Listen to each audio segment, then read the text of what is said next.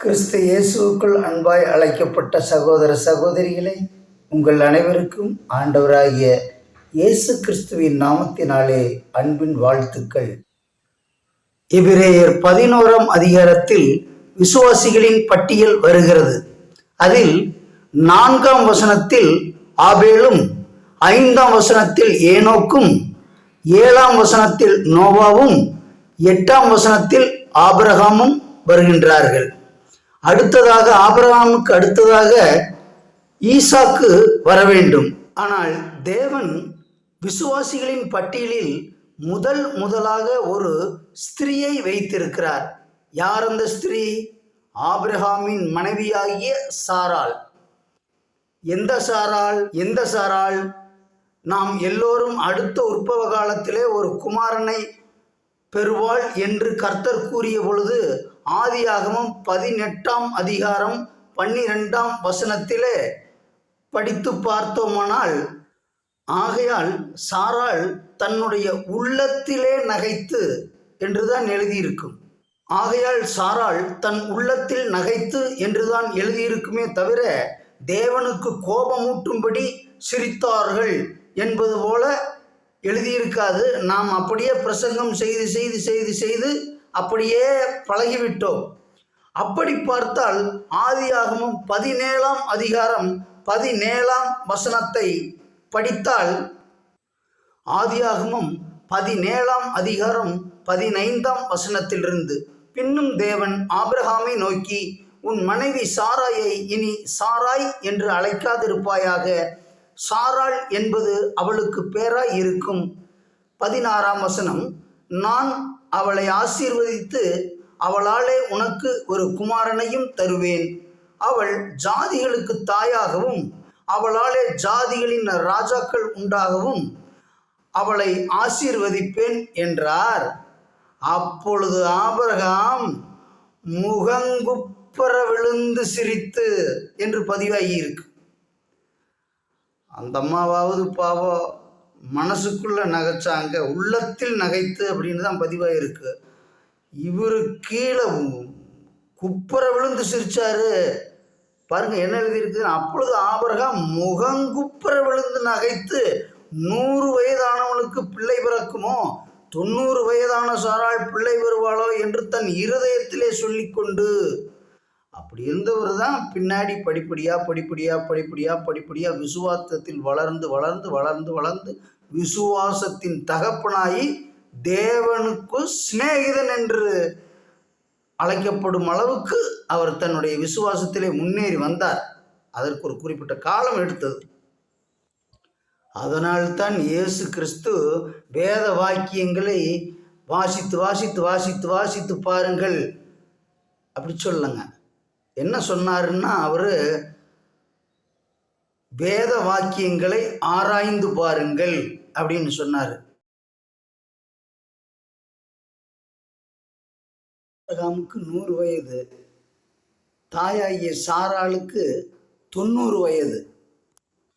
ஆதியாகமம் 18ஆம் அதிகாரம் 10ஆம் வசனம், அப்பொழுது அவர், ஒரு உற்பவ காலத்தில் நிச்சயமாய் உன்னிடத்தில் திரும்ப வருவேன், அப்பொழுது உன் மனைவியாகிய சாராளுக்கு ஒரு குமாரன் இருப்பான் என்றார். சாராள் அவருக்கு பின்புறமாக கூடார வாசலில் அதை கேட்டுக்கொண்டிருந்தாள். ஆபிரகாமும் சாராளும் வயது சென்று முதிர்ந்தவர்களாய் இருந்தார்கள். ஸ்திரீகளுக்குள்ள வழிபாடு சாராளுக்கு நின்று போயிட்டு. ஆகையால் சாராள் தன் உள்ளத்திலே நகைத்து, நான் கிழவியும் என் ஆண்டவன் முதிர்ந்த வயதுள்ளவனுமான பின்பு எனக்கு இன்பம் உண்டாயிருக்குமோ.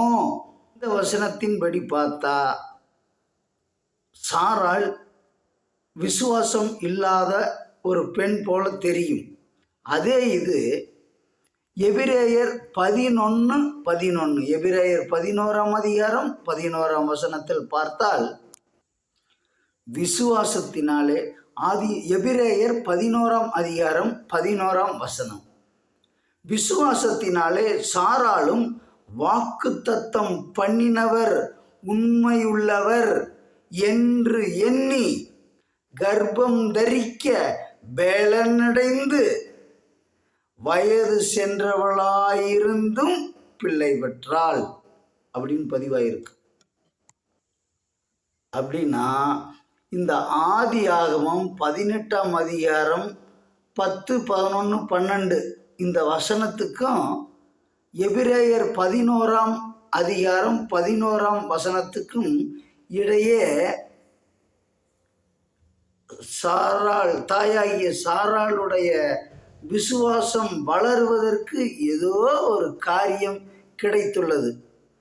அதுதான் இந்த பாடத்துடைய ஹைலைட்டுங்க. வசனம் தெளிவாக இருக்குது. முதல்ல சைக்காலஜிக்கலாக ப்ரிப்பேர் ஆகணும். 2 பேரும் மனதளவில் ப்ரிப்பேர் ஆகணும். ரொம்ப விசுவாசமே இல்லாமல் அப்படி இருக்கக்கூடாது. மனதளவில் மனோதைரியம் முதல்ல வேணும். மனதளவில் ஒரு விசுவாசம் வேணும். 2வது அவர் உடலாலும் வயசு அவங்களுக்கு 90. அப்போது அந்த உடலுக்கும் 90 வயசில் சக்தியை கொடுத்து சக்தியை என்னென்ன உணவுகளை எடுத்துக்கொள்ளணுமோ அதைகளையெல்லாம் எடுத்துக்கொண்டு தன்னுடைய அந்த பெண்களுக்குரிய வழிபாடு நின்று போயிருச்சே, அதை அந்த அம்மா அந்த சத்துக்களை எல்லாம் பெற்று ஏதோ மாய மந்திரம் பண்ண மாதிரி நடக்கிறத பைபிளில் சொல்லவே இல்லை. பலனடைந்து தெளிவாக இருக்குதுங்க வசனம். அதில் அவங்க அதுக்குரிய சக்தியை பெறுவதற்கு அவங்க அதில் பலனடைந்திருக்கிறாங்க. ஏன் பலனடைந்திருக்கிறாங்க? தன்னுடைய உடலை ப்ரிப்பேர் பண்ணுறதுக்கு அவங்களுக்கு என்னதான் அப்படி ஒரு காரியம் நடந்துச்சு. அதாவது என்ன நடந்துச்சுன்னா, ஆதியாகமம் 18ஆம் அதிகாரம் 14ஆம் வசனம். அதாவது 10வதுலேருந்து வேகமாக படிச்சிருங்க. அப்பொழுது அவர் ஒரு உற்பவ காலகட்டத்தில் நிச்சயமாய் உன்னுக்கு திரும்பி வருவேன், அப்பொழுது உன் மனைவியாகிய சாராளுக்கு ஒரு குமாரன் இருப்பான் என்றார். சாராள் அவருக்கு பின்புறமாய் கூடார வாசலில் இதை கேட்டுக்கொண்டு இருந்தால், ஆபிரகாமும் சாராளும் வயது சென்று முதிர்ந்தவர்களாய் இருந்தார்கள். ஸ்திரீகளுக்குள்ள வழிபாடு சாராளுக்கு நின்று போயிற்று. ஆகையால் சாராள் தன் உள்ளத்திலே நகைத்து, நான் உள்ளத்தில் தாங்க மனசுக்குள்ள சிரிச்சு, நான் கிழவியும் வாக்கு தத்தம் கொடுத்த கர்த்தர் உண்மையுள்ளவர் என்று எண்ணி. அப்படி என்ன வாக்கு தத்தம் கொடுத்தாருன்னா பாருங்க, கொடுத்துருக்கிறாரு பாருங்க. சிரிக்கிறாங்க என்று சொல்லுவான், ஏன் கர்த்தரால் ஆகாத காரியம் உண்டோ? இதுதாங்க வாக்கு தத்தம். கர்த்தரால் ஆகாத காரியம் உண்டோ? உற்பவகால திட்டத்தில் உன்னிடத்திற்கு திரும்பி வருவேன், அப்பொழுது சாராளுக்கு ஒரு குமாரன் இருப்பான் என்றார். இதுதாங்க வாக்கு தத்துவம். இதைத்தான் தாயாகிய சாராள் விசுவாசிச்சு தன் உடலை பலப்படுத்தி கொண்டாங்க. அந்த வார்த்தையினுடைய தாக்கம் அப்படி. அந்த வார்த்தையினுடைய தாக்கம் அந்த அம்மாவுக்கு ஒரு உந்துதலை கொடுத்திருக்கு. வேதம் கூறுது, எபிரேயர் 11ஆம் அதிகாரம் 9ஆம் வசனத்துல, அவர்கள் கரெக்டா அந்த உற்பவ காலத்துல அப்படியே அந்த கையில ஈசாக்குன்னு ஒரு குழந்தை தவழ்ந்துகிட்டு இருந்திருக்கு. எப்படி இருந்திருக்கு அவங்களுக்கு. தேவன் தாமே இந்த வசனங்களை நமக்கு ஆசீர்வாதமாக்கி தருவாராக. ஆமேன்.